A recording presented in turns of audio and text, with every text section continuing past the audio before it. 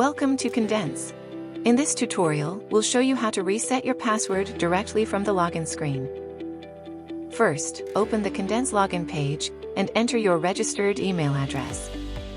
Please note, you can only reset your password if you originally created your account using an email and password.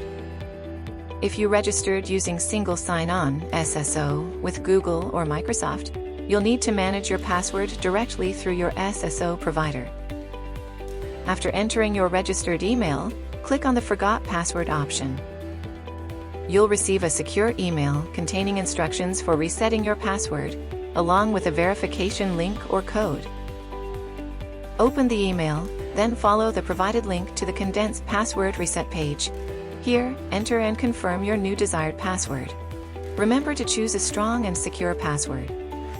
After confirming your new password, click the Reset Password button to finalize your changes. That's it! You've successfully reset your password.